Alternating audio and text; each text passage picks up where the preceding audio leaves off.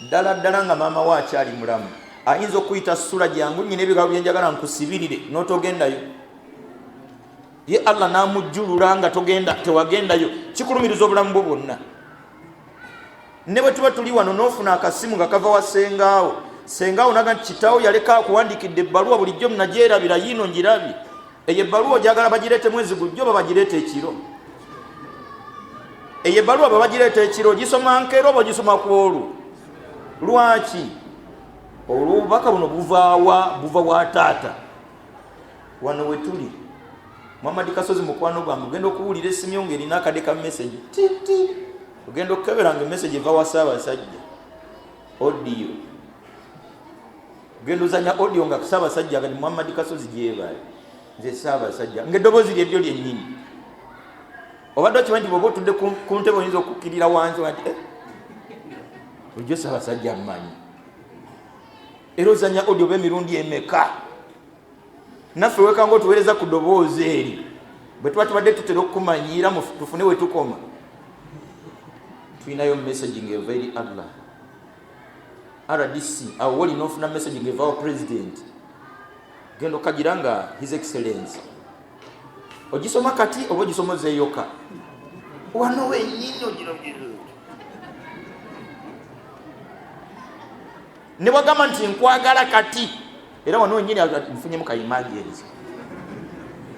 Lwaki biri bwe biti? Message gyevudde wazitowa.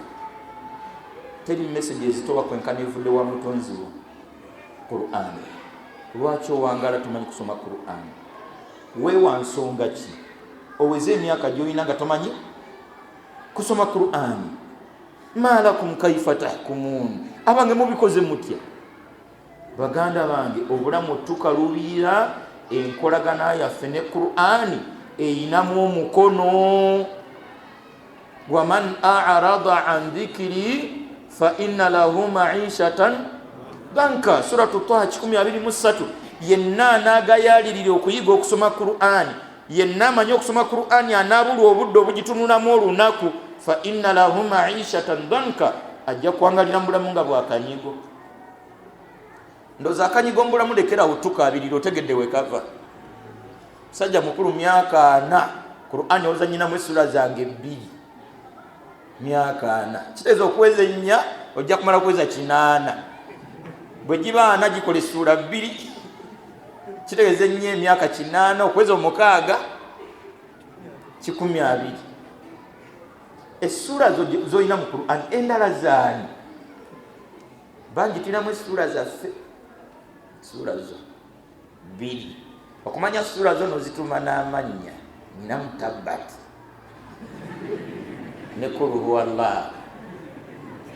Oyo wa Qul huwallah omuga nti tusobere mu suratul Ikhlas eraga nti ezo empanvu zitetwazituukako.